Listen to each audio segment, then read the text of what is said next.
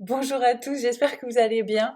En ce moment, je suis en pleine ébullition parce que je travaille sur ce programme sur la culpabilité et du coup, ça fuse dans tous les sens dans mon cerveau.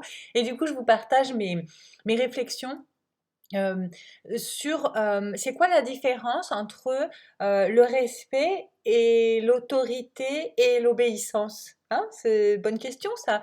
On dit souvent en tant que parents que c'est important que nos enfants nous respectent, c'est important qu'ils nous obéissent. Et alors moi je suis totalement d'accord. Déjà sachez-le, l'obéissance et le respect c'est primordial. Je vais juste faire quelques petits voilà quelques petites propositions d'ajustement, hein, histoire que, enfin, vous verrez bien si ça vous intéresse ou pas. Alors, l'obéissance. Déjà, l'obéissance, c'est extrêmement important. Moi, je l'entends et ça fait pas si longtemps que ça, hein, j'ai évolué comme tout le monde. L'obéissance, je l'entends dans la capacité de l'enfant à nous faire confiance, en fait, à nous en tant que parents, quand on lui propose des choses, quand on lui demande des choses, qu'il puisse percevoir ça comme un, vous voyez, un petit nid douillet de la vie, quoi, hein. Papa, maman, les adultes, s'ils me proposent des choses, c'est que c'est bon pour moi, c'est que ça va bien se passer.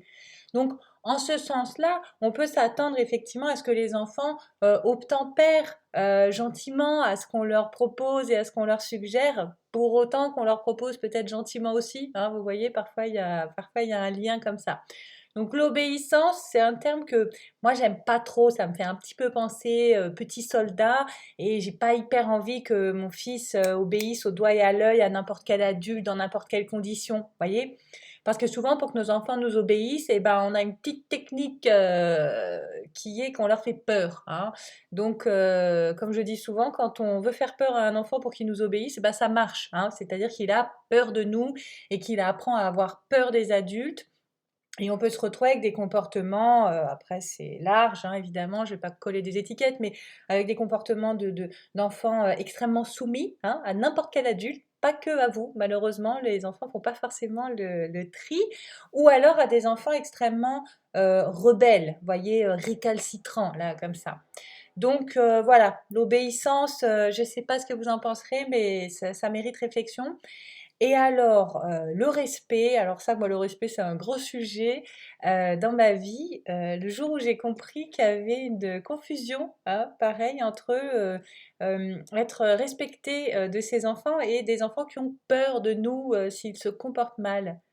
Voilà, normalement, le respect, ça devrait être quelque chose de beau, de grand, de noble, de sympa, en fait, hein, se respecter les uns les autres, tout ça, on est sur des belles valeurs. Mais souvent, nous, on fout la trouille à nos gosses pour qu'ils nous respectent. Donc, voilà, je vous le propose tel quel. Nos enfants ne peuvent pas nous respecter s'ils ont peur de nous. Les deux peuvent pas, c'est pas possible. C'est techniquement, moi, si j'ai peur de quelqu'un, je peux pas le respecter. Si j'ai peur de quelqu'un, bah, j'ai peur de quelqu'un. Et j'ai tout un tas de comportements liés à la peur, hein. Voilà. Donc le respect, c'est quelque chose qui fait grandir, qui rend libre et fort. Voilà. Bon, bah c'est tout. Je vous laisse avec cette réflexion. J'espère qu'elle suscitera votre intérêt. Je vous embrasse très fort. Au revoir.